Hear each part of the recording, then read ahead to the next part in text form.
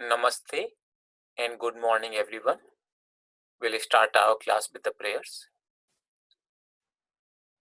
Om Gurur Brahma Gurur Vishnu Gurur Devo Maheshwaraha Guru Sakshat Parabrahma Tasmai Shri Gurave Namaha. Om Sahana Vavatu Sahanau Bhunaktu Saha Viryam Karvavahai Tejasvinavadhitamastu Ma Vidvishavahai. Om Shanti Shanti Shanti. Now we'll chant Mahamrityunjaya mantra 3 times to pray for those who are in suffering. Om Trayambakam Yajamahe Sugandhim Pushtivardhanam Urvarukam Iva Vandhana Mrityormukshiyamamrutat. Om Trayambakam Yajamahe Sugandhim Pushtivardhanam Urvarukam Iva Bandhana Mrityormukshiyamamrutat. Om Trayambakam Yajamahe Sugandhim Pushtivardhanam Urvarukam Iva Bandhana Mrityormukshiyamamrutat. Om Shanti Shanti Shanti.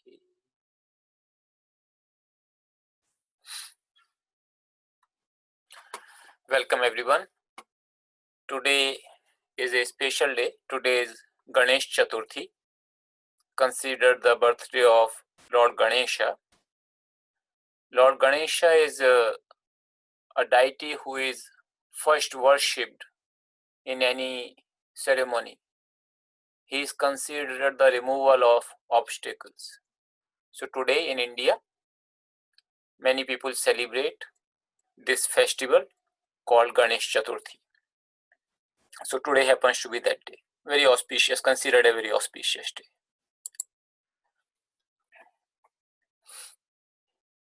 Incidentally, Lord Ganesha is the one who wrote Mahabharata, who was a scribe. So Vyasadeva was considered the author, and Lord Ganesha is the one who wrote Mahabharata. So the story is very interesting. It's like this. When Vyasadeva had this desire to write this scripture, he thought of the whole thing. There were 100,000 verses, 100,000 verses, 100,000 verses. So it's a huge scripture. And there were no speech to text recognition technology in those days. So he could not just speak and get it typed on the computer. So he had everything in his mind, but he did not have the time to put it in writing. So many people requested him that please write this scripture for the benefit of mankind. And he agreed, but he said, I need a scribe who can write as I speak. And somebody suggested to him that you should pray to Lord Ganesha. If he agrees, he can do the task. So he prayed to Lord Ganesha. Lord Ganesha appears and says, okay, what is it that you want? And he said, I have this scripture in my mind and I want to put it on paper in writing. If you could kindly agree to write it as I speak. So Lord Ganesha said, that's not a problem. I can write as you speak. The speed is not a problem. You can continuously speak and I'll write. But I have one condition. And the condition is that you have to constantly speak. You cannot stop even for a minute. if you stop, that's where I'll stop, and then I'll continue no further. And Vyasadeva agreed to this condition, but he said, I also have one condition. And Ganesh asked what? He said that you will only write after you understand what I'm saying. So I'm speaking, but you have to write with the understanding. And Lord Ganesha agreed to that condition. So Vyasadeva had to speak constantly in order for Lord Ganesha to write, and Lord Ganesha have to take pause if he did not understand the shloka immediately, which Vyasadeva is reciting. So when Vyasadeva was sort of out of his breath, he needed some time to think. He would speak a verse which was kind of very difficult. So it will take some time for Lord Ganesha to understand. In that time, he will think of further verses and then dictate. So that's how the Mahabharata was written. So it's an interesting story. Gita happens to be a part of Mahabharata, as you know. So even this Gita, the first scribe of this Gita Shastra was Lord Ganesha. So with this tidbit, we'll continue with our study of Gita.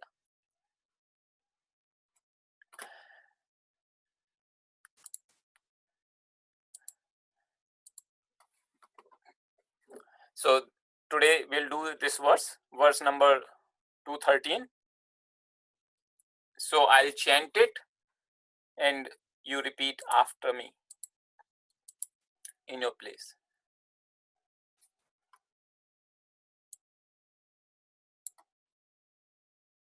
Dehinosmin yatha dehe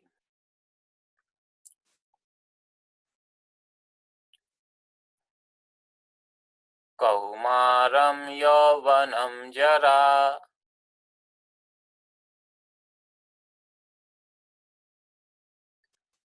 tatha dehantara praptihi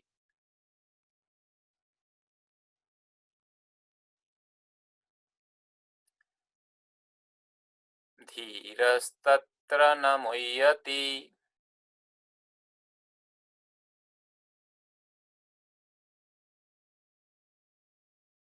Now the whole verse together. Dehinosmin yatha dehe kaumaram yauvanam jara tatha dehantara praptihi dhirastatra namuyati. We look at the analysis of this verse.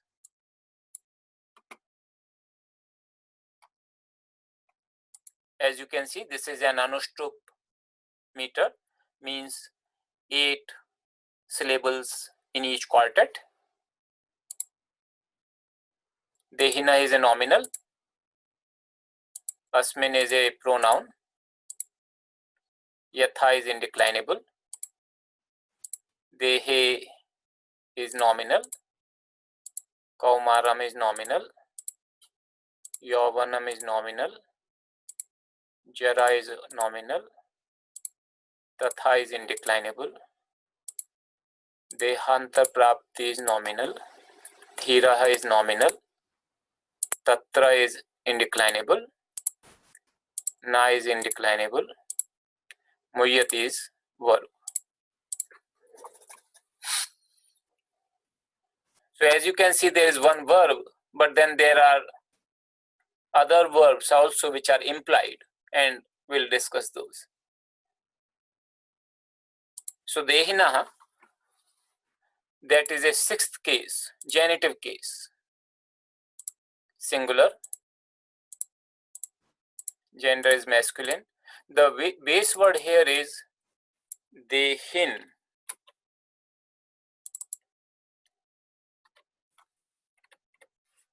Dehin. It ends in nakara before ikara, so it ends it in. And generally the meaning for these kind of nouns which end in means who possess that thing or who has that thing. So deha refers to body, so one who has body. one who has body, or in other words, that is soul. So that is dehin. Asmin, it's a locative case, singular, masculine, and here the base word is idam. So it's a pronoun. This idam becomes asmin, meaning this. With the locative, it will become in this.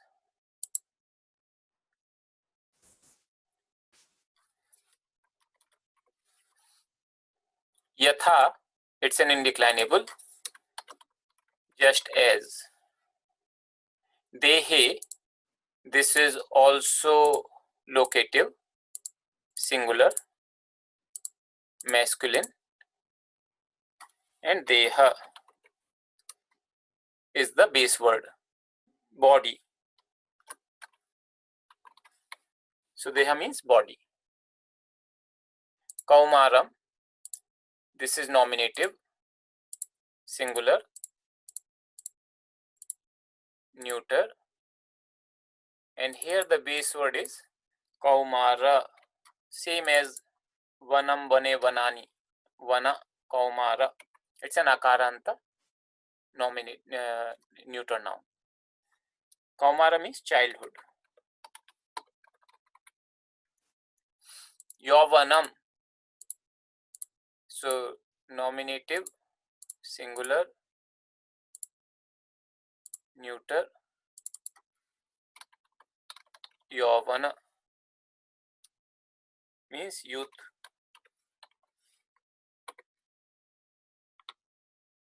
Jara, it's nominative, singular, feminine, this word, and the base word is the same as jara, old age. Tatha means so also, this is the indeclinable. Dehantara praptihi, this is nominative, singular, feminine, and this is dehantar prapti, that is the base word. So this this is an interesting word. It's made of two words, dehantara and praptihi. It's a compound word. Dehantara itself is also a compound.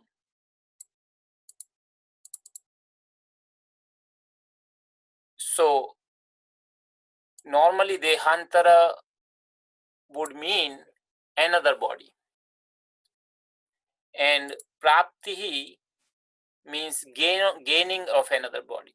So dehantara praptihi total means gain. So prapti means gain, dehantara, deha means body, antara means another, anya deha praptihi, and dehanta praptihi means gaining of another body.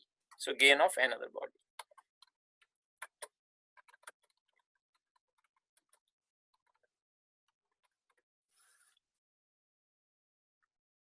Dhiraha, it's a nominative, singular, masculine,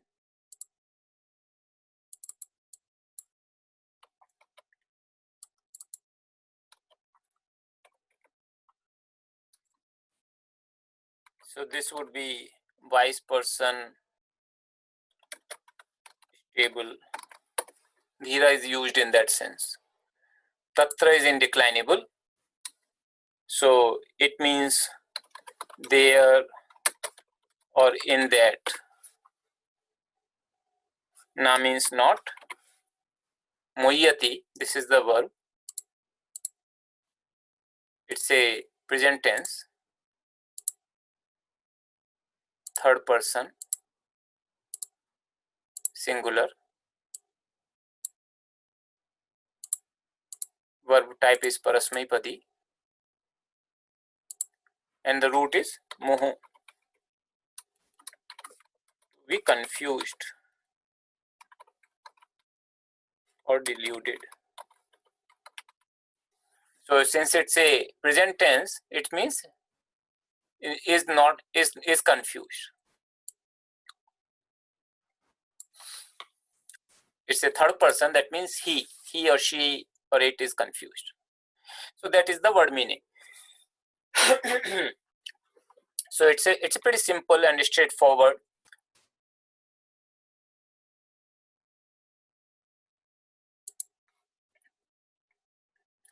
But the meaning is pretty amazing.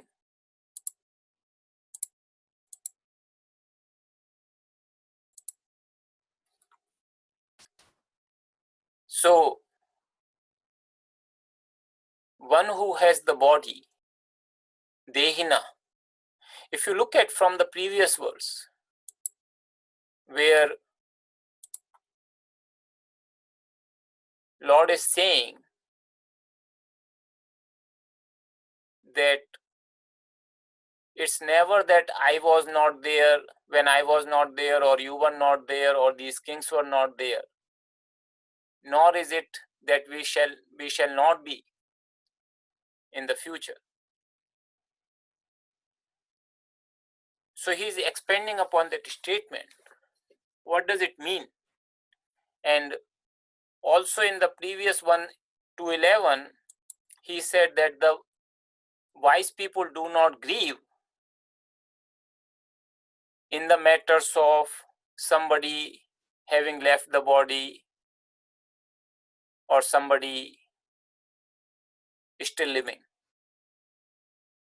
So why do they not grieve? What do wise ones know that they do not find the cause for grief even in the death? So that is the theme he is expanding upon here.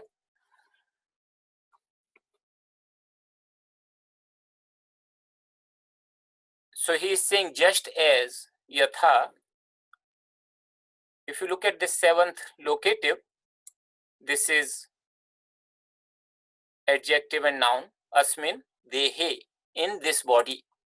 So referring to body means either his body or Arjuna's body. In this body,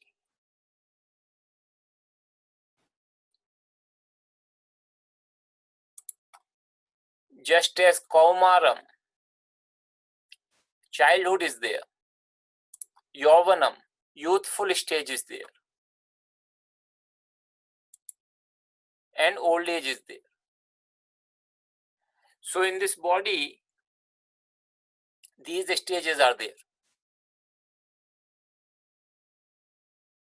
So these stages are for the body, but the body itself cannot know these states, because one who is beyond the body, he knows these states of the body, and that is what is referred to as dehina here, dehi, dehin, one who has the body or the self or the soul. So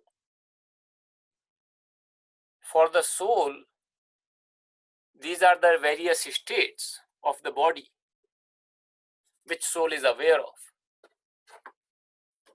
So just as in this body there is childhood, youth, and old age, so also, so just like there are these three states, so also there is gain of another body. So for the self, for the soul, the state of gaining another body is just like another change of the state, as it is for like childhood, youth, or old age within this body. So knowing this, the wise ones, the ones who are stable, who do not get perturbed So in that matter, there means in that matter, in that thing, in that like gaining of another body, or which basically we call death or rebirth. They do not get deluded. They do not feel the cause for confusion or sorrow. So that's what it would mean. So just as this body has these, one perceives these states of the body, one also understands that there is another state which is gain of another body, and there in that matter one is not deluded.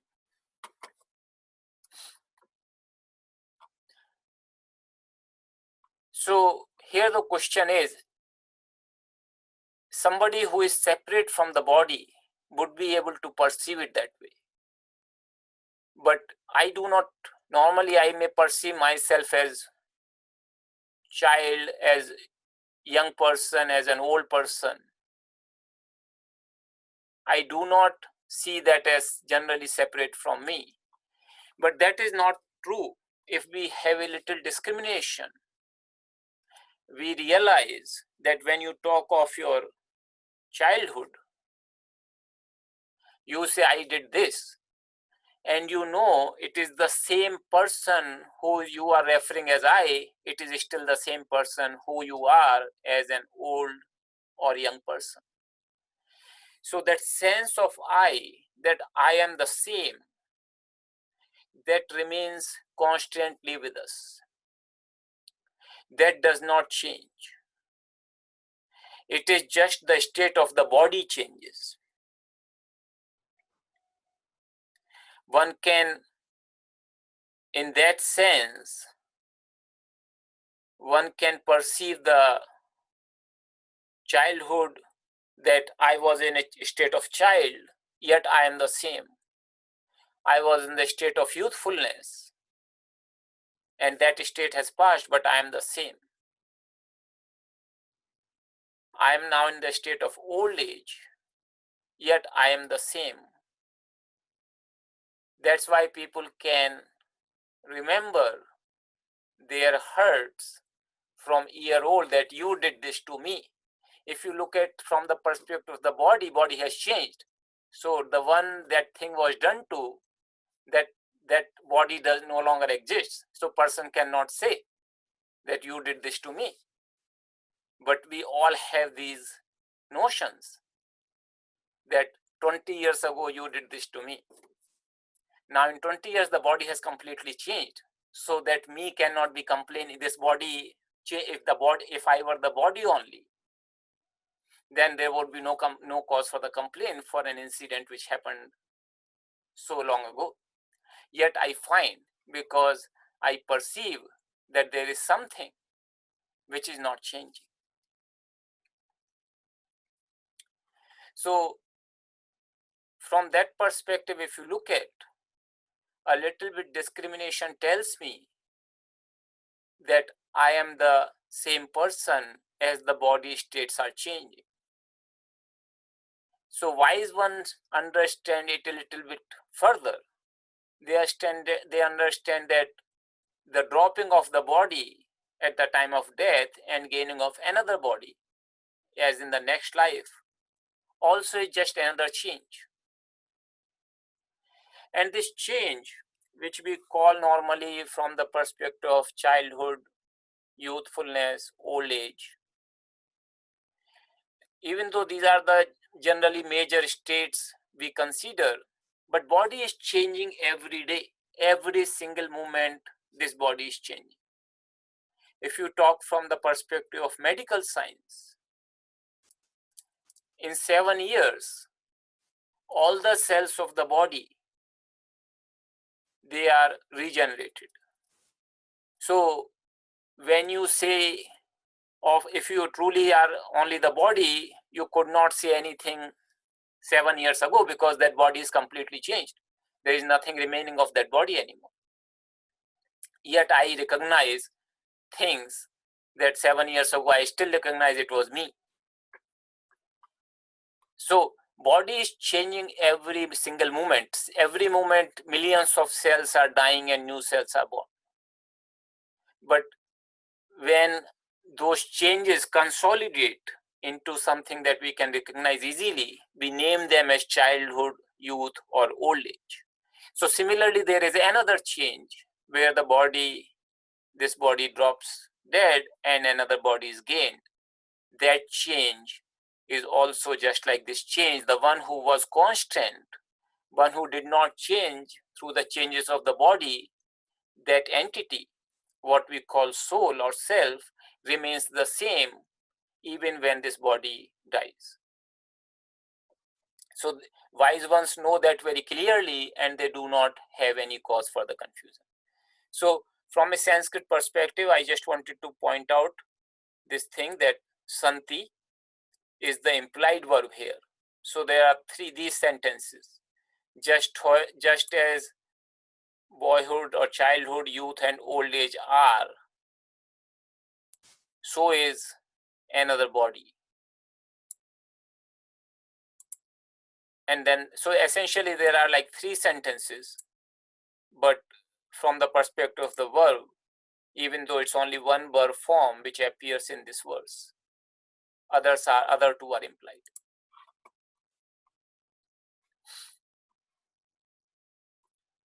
So then we go to the next verse.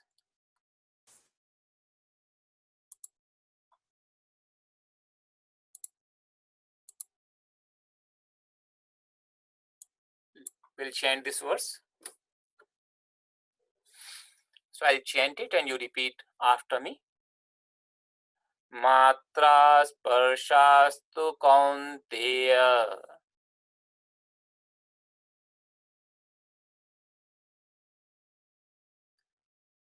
शीतोष्ण सुख दुःखदाः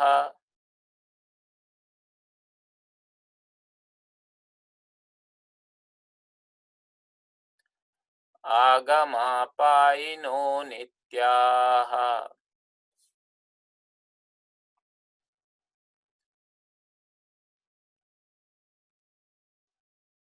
तांस्ति तिक्षस्व Bharat.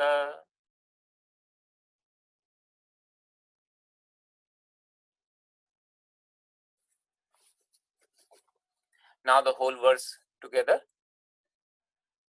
Matra sparshastu kaunteya शीतोष्ण सुख दुःखदाः आगमापायिनो नित्याः तांस्ति तिक्षस्व Bharat.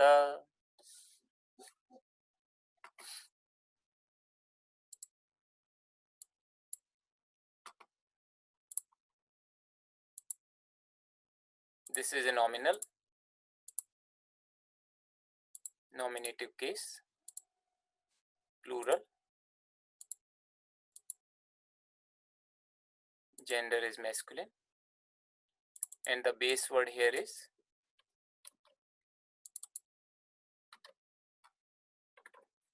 matra sparsha. Matra sparsha.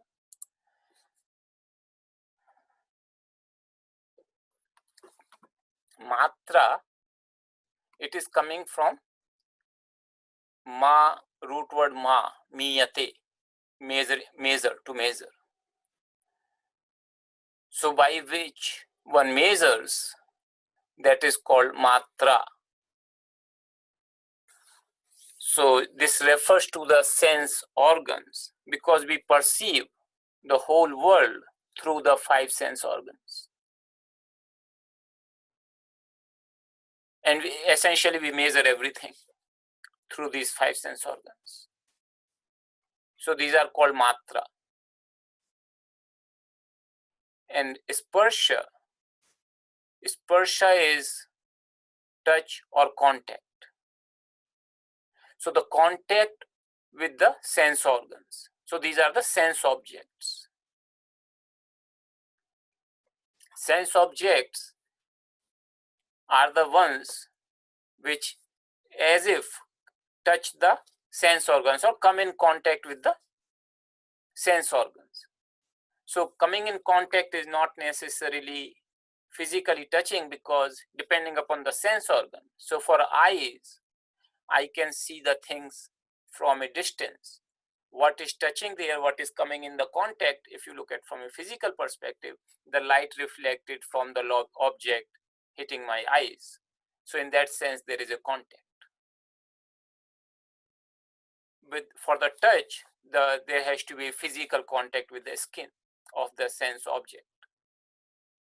Similarly, with the ears, some contact of the sound waves coming into the ears. Nose, the molecules of the smell of the sense object has to enter the nostrils. Touch, taste something physically, again, has to come in the contact with the tongue. So that's what matra, sparsha, the contact of the sense organs with the sense objects.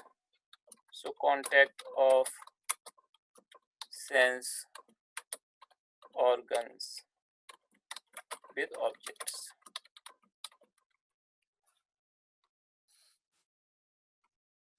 Two, this is indeclinable. So let us just fill this out first. This is indeclinable. This is nominal. Konteya. This is nominal. This is nominal. This is nominal. This is nominal pronoun. Titikshasva is a verb. Bharata is nominal. So this is two. It means indeed or for emphasis. It is also used for emphasis.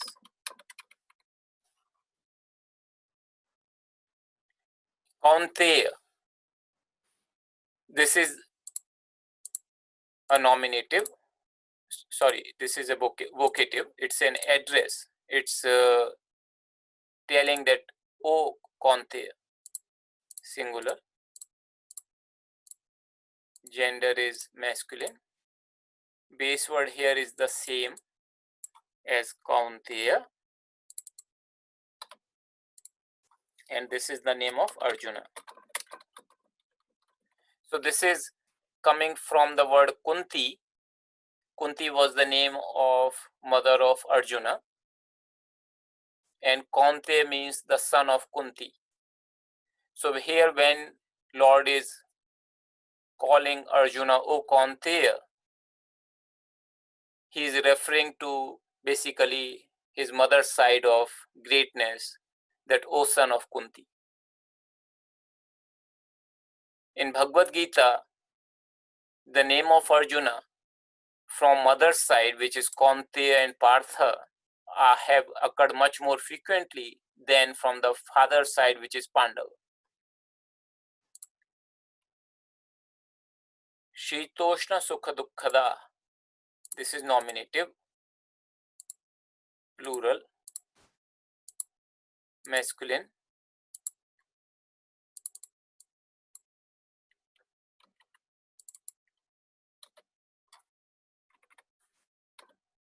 The base word is the, so it's like Ramaha, and this is giver of heat, cold, pleasure, and pain. So this is a compound word, as you can see, made of 4 different words first and the. So Shita, Ushna, Sukha, Dukkha, and the. So first let us see what are the meanings of these individual words. So Shita means cold, Ushna means hot, Sukha means pleasure, Dukkha means pain or happiness or unhappiness. So these are the 4 words. Shita, Ushna, Sukha, Dukkha. Cold, Shita is cold, Ushna is hot, Sukha is pleasure, Dukkha is pain. And the is for, it's a compound word which gets combined with this, means one which gives. So the giver of. So giver of all these things. Giver of heat, cold, pleasure and pain.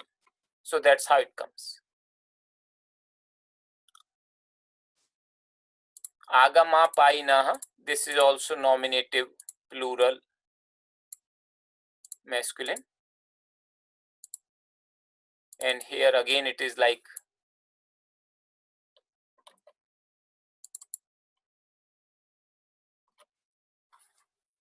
agama pain.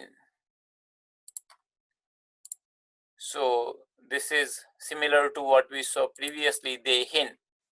It's that kind of base word, agama pain.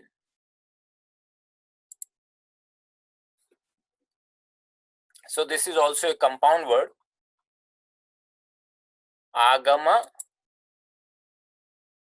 So the way it is made up is agama and apain.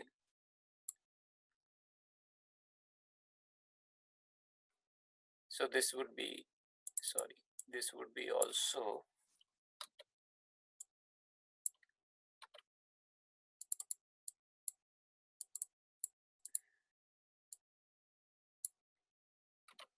it will be like this, agama pain. So agama and apain. So agama means one which comes. So gam dhatu, gam means to go, agama means which comes. And apai, it's also coming from I dhatu. I means to go, up means away from, so goes away. So one which comes and one which goes away from.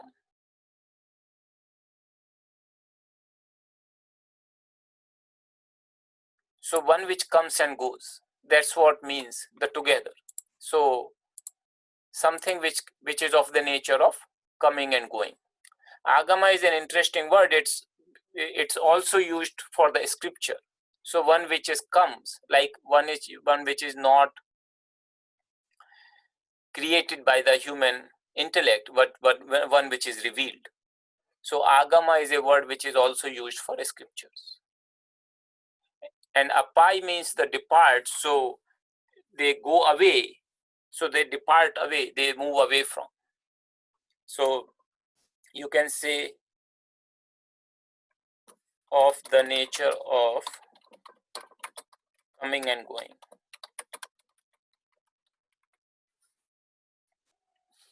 Anityaha. This is also nominative plural. Masculine. And here the base word is anitya, means impermanent. So nitya is permanent. With the it becomes a negative compound. So becomes impermanent. Tan, accusative plural masculine. Tad,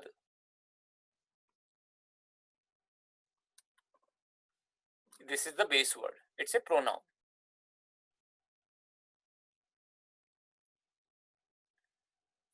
So it means them. Titikshaswa, this is a verb form. It's a lot lakara.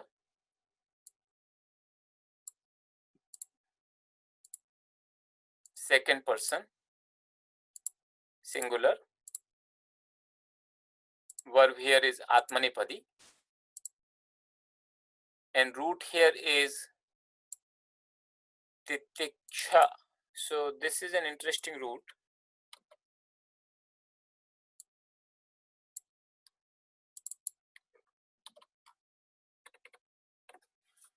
Titiksha means to endure. So if you check this root in the Sanskrit root, like books of all the roots, you will probably not find it. The reason is that this root is itself is a derived root. So what we call derived verbs. So tij is a verb, tij is a root. And if it is used in the sense of desire, there is a suffix which is added to it. It becomes a desiderative. And that's how it means it comes tetiksha. So in our Sanskrit class, we haven't quite studied this yet. If time permits, we will see some of that. Bharata, this is vocative, singular, masculine. It's the same word, Bharata. Meaning is another. This is another name of Arjuna. So this has come earlier also. As I told you, Bharata, there was a king who named Bharata earlier in the lineage of this clan, and based upon his name, other people are also addressed as Bharata. Even the name of the country India, which is actually Bharata, is supposed to be on the name of that king. His name was Bharata. So as per Sanskrit rules, the people born in the lineage of Bharata are called Bharata. So Lord Krishna is addressing Arjuna here as O Bharata.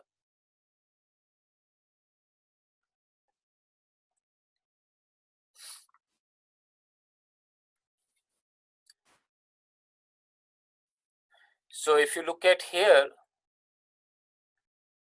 we have only one verb that tells that sentence would be only one. But then there is a one implied verb, santi. And so this is what it is here, that contact of sense organs with sense objects. So this is nominative plural, as you can see, masculine. And if you see this one, nominative plural masculine, nominative plural masculine, nominative plural masculine. So these all four words, they are used in the sense of subject. They are adjectives and noun relationship here. So if once you understand in this fashion, it becomes very easy to understand the meaning of the verse, even though it may be consisting of many words. So if you look, we look at these four words today.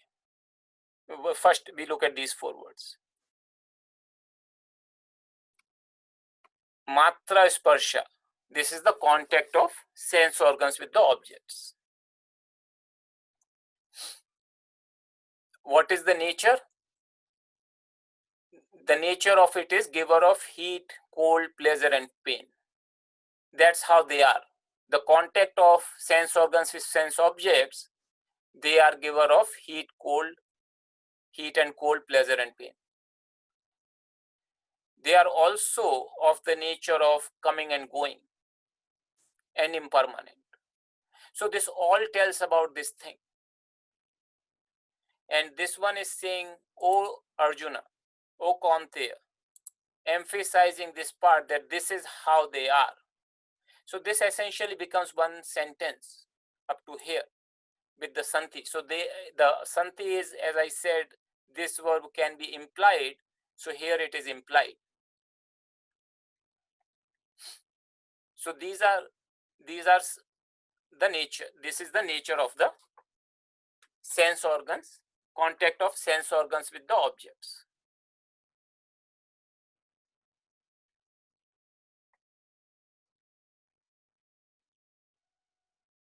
So they are giver of heat and cold, pleasure and pain. So here Lord is telling something that, okay, Arjuna's question may have been that wise people understand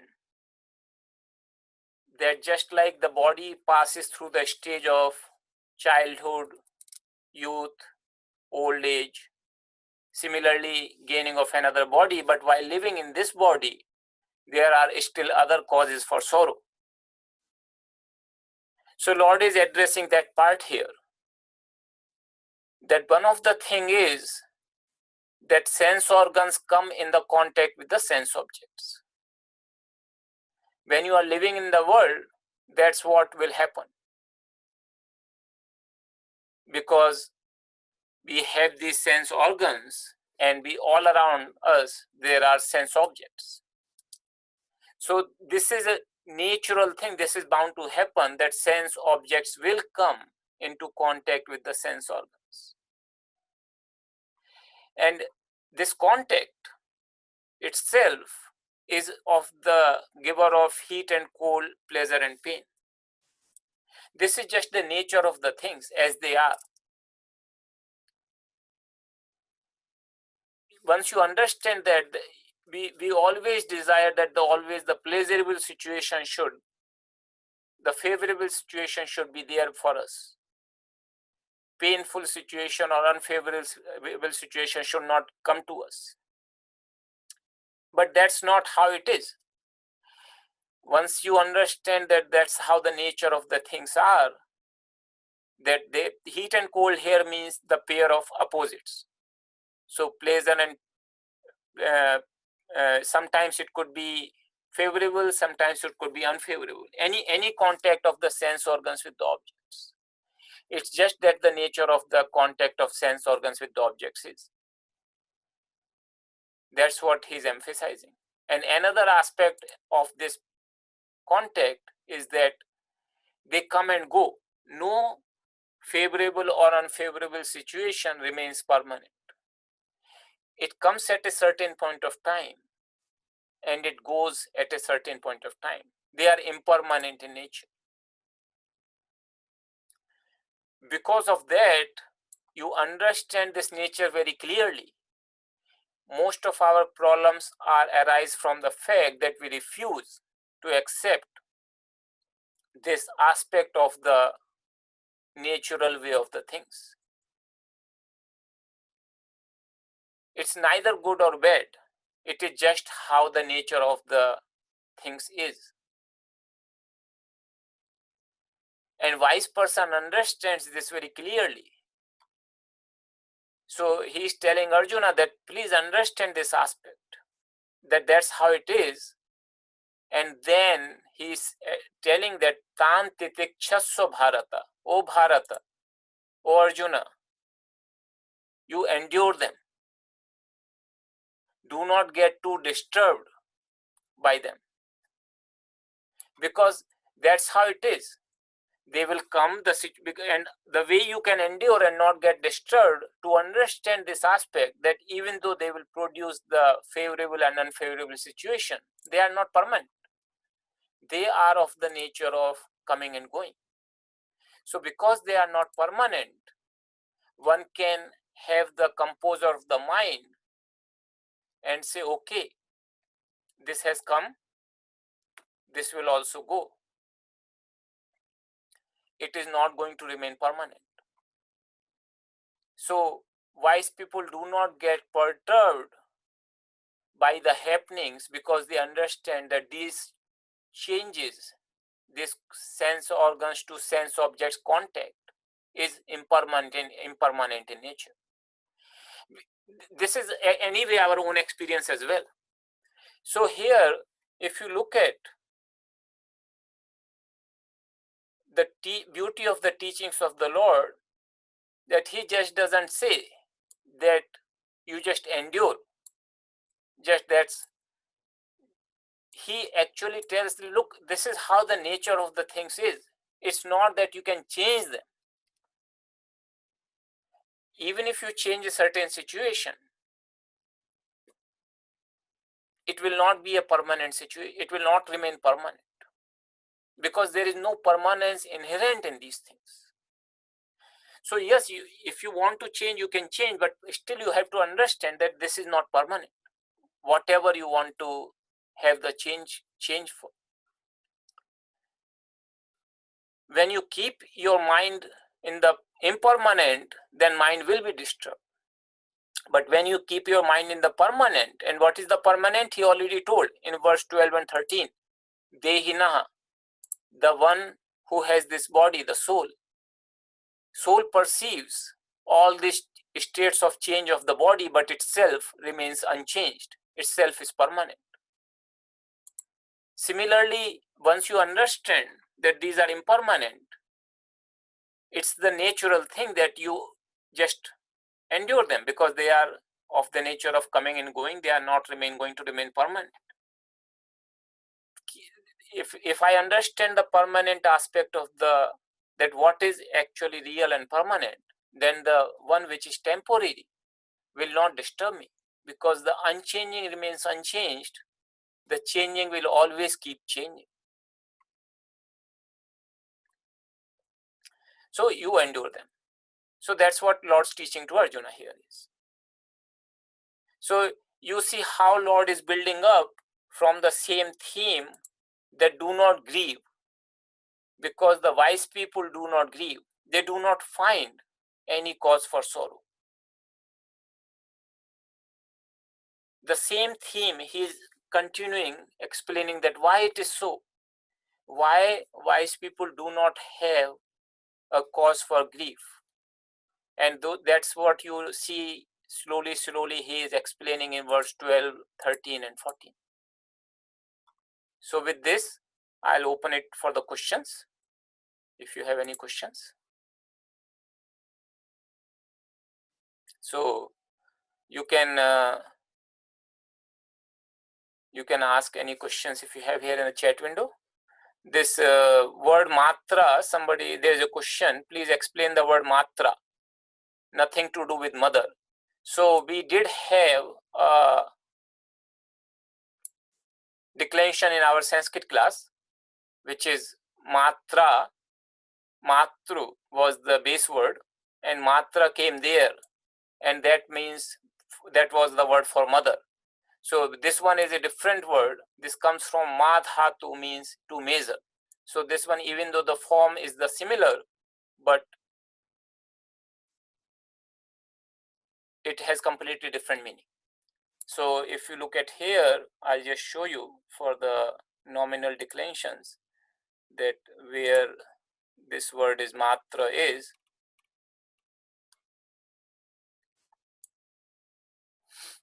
So it is here, mata. So mata, matarau, matru, mother, matra. But this is not the word matra here in this verse. In this verse, matra is coming from a different root, even though the form is similar or same, but it has completely different meaning. So there is a comment here from Adriana and Ashish Baba. Thank you for your appreciation. There is a, could you please scroll down to English translation to 14? So, 1 second. So 214 is here, and you can note down the translation, but I'll also post the file, and that way you can have it at your end, and you don't have to note down right now. So I'll be posting this file into the repository. So any of you, if you feel that this format or some content needs any change, please feel free to give the feedback to us. If you feel that there should be any changes to this format, but otherwise we will continue like this. It's a part of our Sanskrit course, but as well as it is for the general, that anybody who is interested in Gita can attend these classes. So if you have any more questions, please ask. And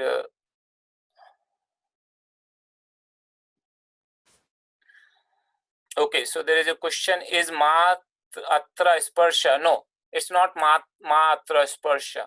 It's like, it's a matra sparsha. Matra means by the sense organs, sparsha the contact.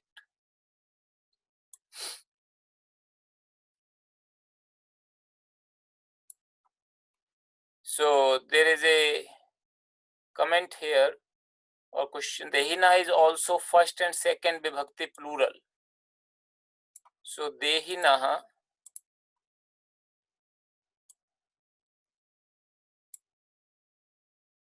So yes, it is the second and first and second plural also is Dehina. That is correct. But here the sense is of the genitive. So the way this declensions go, four forms are of the same. They are identical, and based upon the context, you have to pick up the right case and number.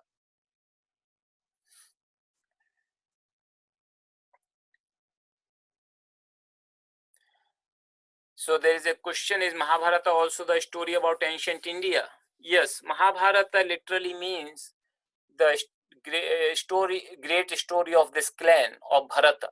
So this describes a great war between the two, in the same clan, between the two sets of cousins. And in that war, practically all the kings of India took part. And it is considered one of the best source to learn the ancient spiritual heritage of India. So Mahabharata, yes, it is a very important source. There is one person who is saying he joined the class 10 minutes ago, but will watch the video soon. Yes, please do so. There is a question: can you point out the sandhis in verse 14? So 14 verse is this. And if you look at sandhi here, matra sparshatu, so that becomes matra sparshastu, because the visarga followed by takara becomes sakara. And then another sandhi here is agama paino nityaha. So this is the visarga preceded by akara, shorta, and also followed by akara, shorta. So it becomes avagra. Agama paino, it becomes, so O and avagra. So that's how it becomes. So these are the sandhi rules for those who have studied Sanskrit.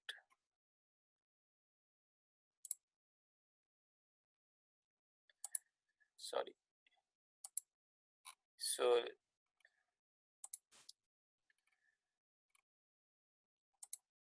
So these are the sandhi rules. You can check and you will see that visarga is preceded by ya and followed by ya, visarga is dropped. And the sequence is changed to O and I is elided, avagra, it checks the avagra. So, and then tan and titiksha, so there is another sandhi, and this is a sandhi which is a consonant sandhi, that nakara, when it is followed by takara, there is it becomes anuswara, and another sakara is inserted in between. So it becomes tans titiksha bharat. So like that, these are the only sandhi in this verse.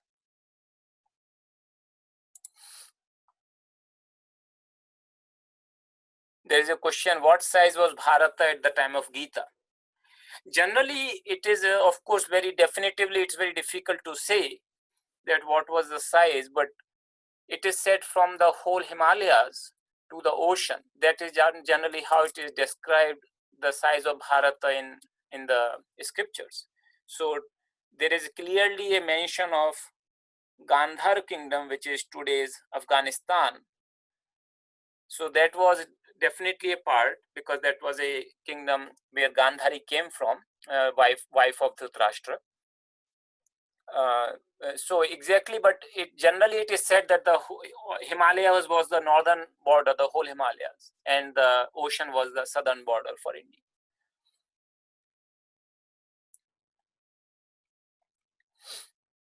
So there is a question: heat and cold are the perceptions, while pleasure and pain are the feelings of the perceptions. Is that how we should understand it? Yes, that's a good point. So heat and cold are perceptions, and sometimes they could be pleasurable and sometimes they could be painful. And that's how it is with the other.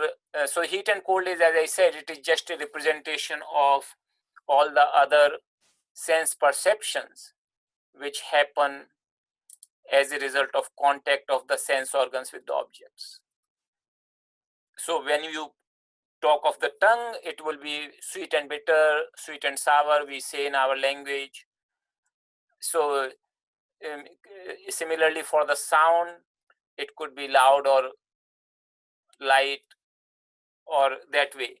So, but and they could vary in the feeling of pleasure and pain, but the sense of pleasure and pain, that is fairly constant.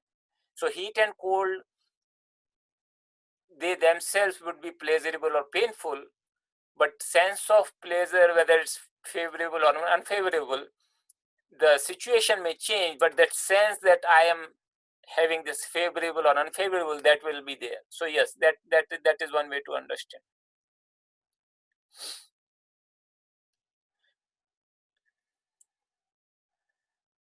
So there is a suggestion here, can the meaning column moved before the case column? So the reason I put the meaning column here before after the case, so you can understand the meaning from the grammatical understanding of the word, and therefore once you understand the case and number and gender, you see the meaning. But we can also move it in the first place if that's what would make more sense. There is a question, are matra sparsha called vishaya?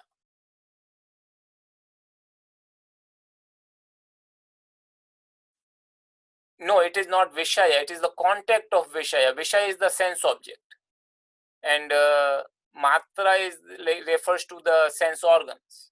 So matra sparshas basically the contact of sense organs with the objects. Vishaya is simply refers to the sense objects. There is a comment, I missed 2 class, I feel I am behind. Please feel free to cover it. There we have all the videos and the Excel file on the repository. So always you can watch those videos and bring yourself up to speed. Okay, so with this, there are no more questions. We'll close the class with the prayers.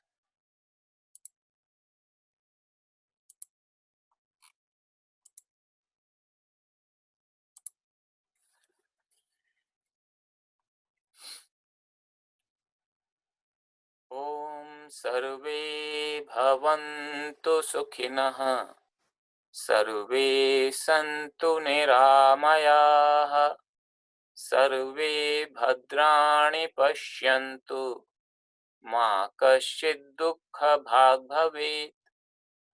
Om Purnamadaha Purnamidam Purnat Purnamudachyate Purnasya Purnamadaya Purnamevavashishyate. Om Shanti Shanti Shanti. Thank you everyone.